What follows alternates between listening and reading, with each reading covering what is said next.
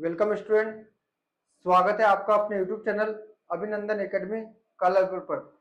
छात्रों, पिछले वीडियो में हमने प्रकाश को पढ़ा था और प्रकाश के गुण पढ़े थे, साथ में प्रकाश का परावर्तन क्या होता है, परावर्तन के नियम पढ़े थे। आज की वीडियो में हम जानेंगे भाई प्रकाश का अपवर्तन क्या होता है। तो देखिए, प्रकाश का अपवर्तन, प्रकाश का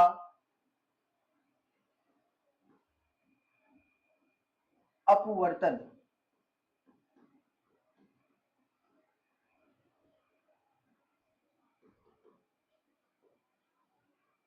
जब प्रकाश एक माध्यम से जब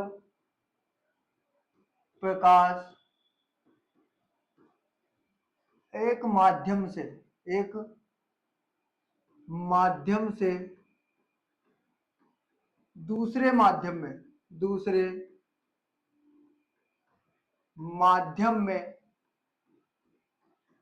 प्रवेश करता है तो वह अपने मार्ग से विचलित हो जाता है।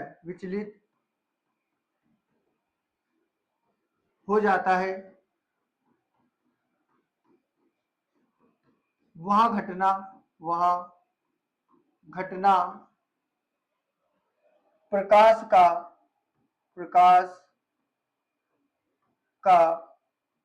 अपवर्तन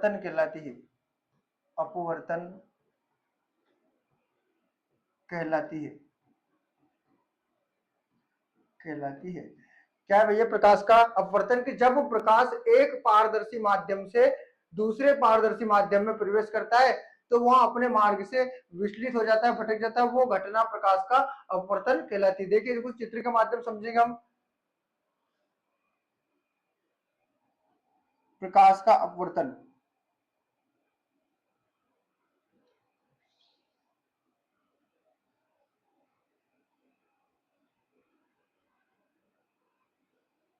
देखिए, हो जाएगा अभिलंब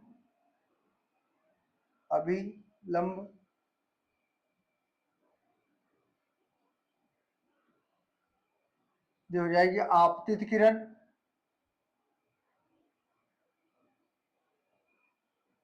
आपतित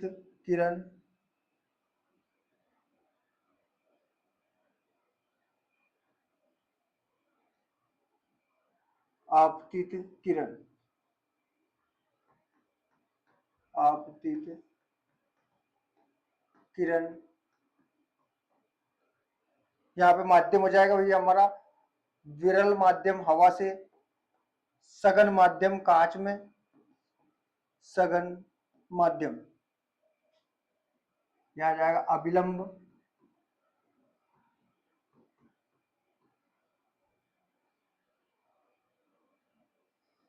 यहाँ हो जाएगा आई आपतन कोण,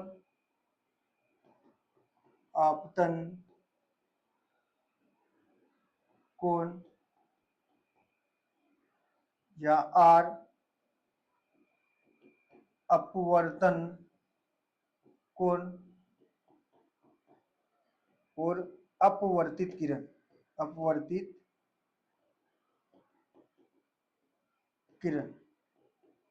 तो देखिए, चित्र के माध्यम से हम समझ सकते हैं कि जब भैया प्रकाश है ना, ये कौन सी किरण हो जाएगी? आपतित किरण।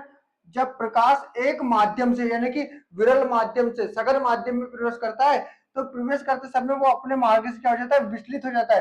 ये प्रकाश किरण सीधे ना जाते हुए क्या मुड़ जाती है? अभिलंब की ओर मुड़ रही है। तो यानी वो क्या कर रहा है? अपने मार्ग से विचलित हो रहा है। वो घटना क्या कहलाती है? प्रकाश का अपवर्तन कहलाती है। यानी कि जब प्रकाश एक माध्यम से दूसरे माध्यम में प्रवेश करता है तो वो अपने मार्ग से क्या हो जाता है? विचलित हो जाता है, वो भटक जाता है। वो घटना ही प्रकाश का अपवर्तन कहलाती है। जैसे हम बात करें भैया सघन माध्यम से, जब प्रकाश विरल माध्यम से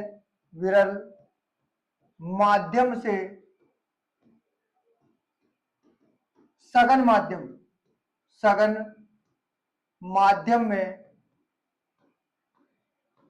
प्रवेश करता है तो वहां अभिलंब की ओर झुक जाता है। क्या करता है? जब प्रकाश विरल माध्यम हवा से सघन माध्यम कांच में यदि प्रवेश करता है तो वह अभिलंब की ओर झुक जाता है ना, नोट करके लिख सकते हैं हम, अभिलंब की ओर झुक जाता है, झुक जाता है। क्या बोला उसने कि जब भैया प्रकाश विरल माध्यम से सघन माध्यम में यदि प्रवेश करता है तो वो क्या करता है, अभिलंब की ओर झुक जाता है। आगे देखते भैया, जब प्रकाश सघन से विरल माध्यम, क्या बोल रहा हूं, जब सघन से प्रकाश सघन माध्यम से विरल माध्यम में प्रवेश करता है, सघन माध्यम से विरल माध्यम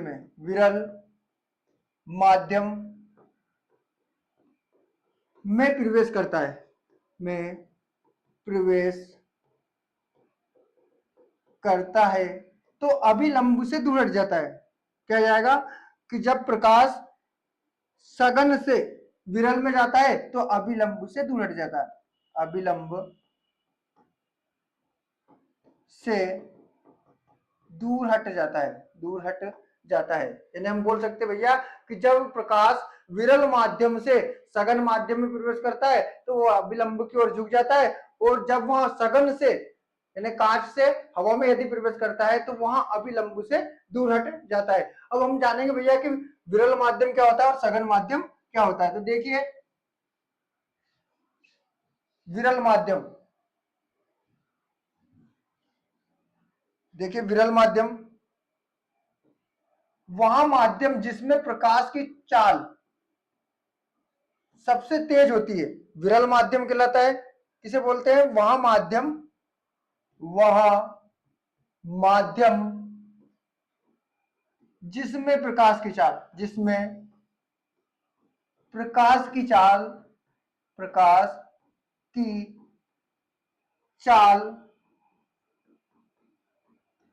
सबसे तेज होती है, सबसे तेज होती है, विरल माध्यम कहते हैं, होती है विरल माध्यम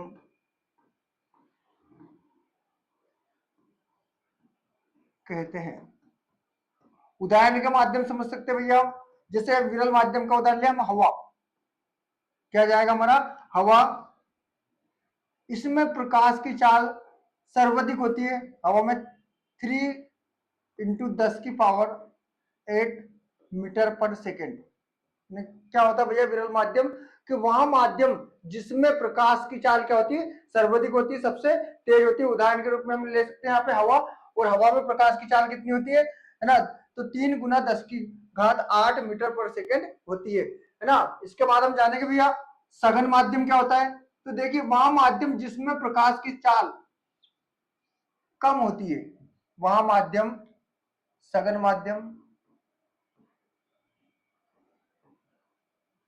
तो वहां माध्यम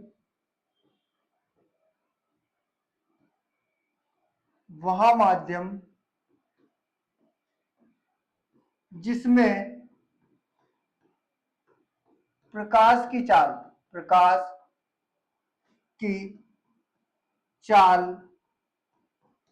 कम होती है, कौन सा माध्यम कहलाता है हमारा, सघन माध्यम कहलाता है। उदाहरण के रूप में हम ले सकते हैं यहाँ पे, उदाहरण कांच है ना, इसमें प्रकाश की चाल होती है 2 × 10⁸ मीटर पर सेकेंड है ना। तो यहाँ पे क्वेश्चन पूछ सकता है भैया कि जैसे कांच में प्रकाश की चाल कितनी होती है, तो 2 × 10⁸ मीटर पर सेकेंड होती है। तो सघन माध्यम क्या होता है, यानी वह माध्यम जिसमें प्रकाश की चाल कम होती है, वो कहलाता है हमारा सघन माध्यम है ना। उदाहरण के रूप में हम ले सकते हैं, जैसे कांच भी है, इसमें प्रकाश की चाल 2 × 10⁸ मीटर पर सेकेंड होती है। विरल माध्यम क्या होता है, वहां माध्यम जिसमें प्रकाश की चाल क्या होती है, सबसे तेज होती है ना, 3 × 10⁸ मीटर पर सेकेंड होती है। तो हमने जाना भैया यहाँ पे कि जब प्रकाश क्या करता है, विरल माध्यम से सघन माध्यम में प्रवेश करता है तो वह अभिलंब की ओर झुक जाता है, और जब प्रकाश सघन से विरल माध्यम में प्रवेश करता है तो वह अभिलंब से दूर हट जाता है ना। वह घटना क्या कहलाती है, प्रकाश का अपवर्तन कहलाती है। जब प्रकाश एक पारदर्शी माध्यम में से दूसरे पारदर्शी माध्यम में प्रवेश करता है तो वह अपने मार्ग से विचलित हो जाता है, वह घटना प्रकाश का अपवर्तन कहलाती है। इसको चित्र के माध्यम से भी हमने समझा है।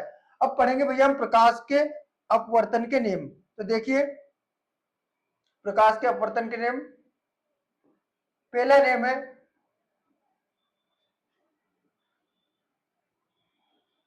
आपतित किरण। आपतित किरण ये हो जाएगी हमारी आपतित किरण, है ना।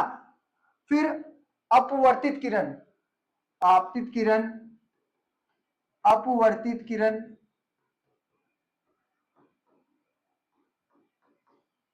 तथा अपवर्तन कोण।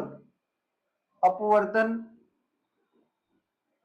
अपवर्तन कोण तीनों एक ही तल में, तीनों एक ही तल में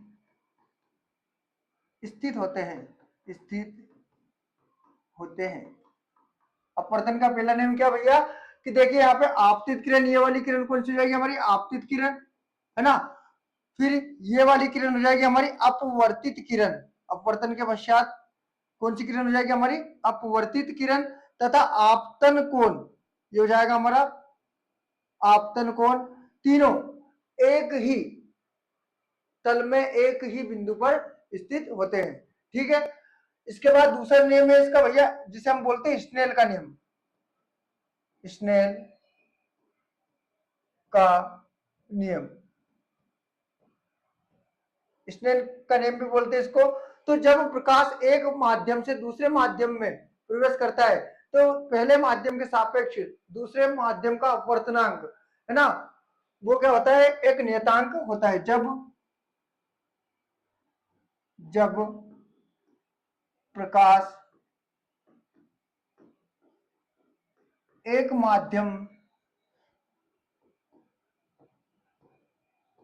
से दूसरे माध्यम में प्रवेश करता है तो आपतन कोण की आपतन कोण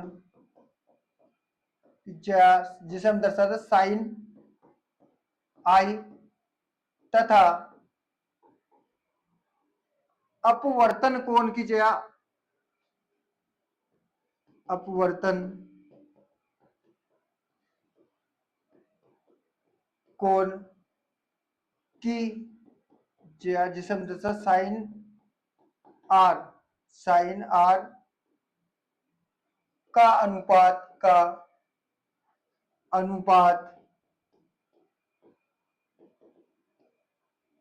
एक नियतांक होता है, एक नियतांक होता है। दूसरा नियम क्या हो जाएगा जिसे हम बोलते भैया स्नेल का नियम भी, कि जब प्रकाश एक माध्यम से दूसरे माध्यम में प्रवेश करता है तो पहले माध्यम के सापेक्ष, है ना, आपतन कोण की जगह जिसे हम दर्शा साइन आई से तथा अपवर्तन कोण की जगह जिसे हम दर्शा साइन आर का अनुपात एक नियतांक, एक कांस्टेंट होता है। तो यहां हम लिख सकते हैं भैया यहाँ पे कि साइन, ये लिख सकते हैं हम साइन आई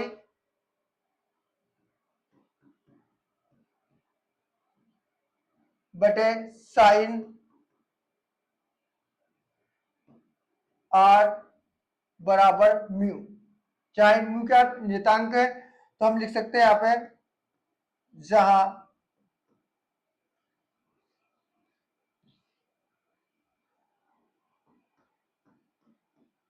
जहां साइन आई बराबर अपवर्तन कोण की जगह अपवर्तन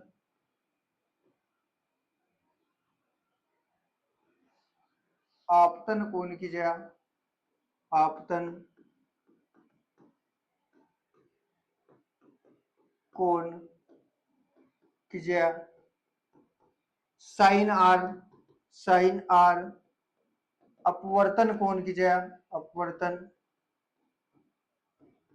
कोण की ज्या, और म्यू, म्यू में हम लिख सकते हैं भैया एक माध्यम का, एक माध्यम का दूसरे माध्यम के सापेक्ष, दूसरे माध्यम के सापेक्ष अपवर्तनांक, अपवर्तनांक। तो हमने भैया इस प्रकाश के अपवर्तन के नियम पढ़े। तो क्या होता है कि आपतित किरण, अपवर्तित किरण तथा अभिलंब तीनों एक ही बिंदु पर स्थित होते हैं। साथ में दूसरा नियम पढ़ा हमने जिसे बोलते हैं स्नेल का नियम।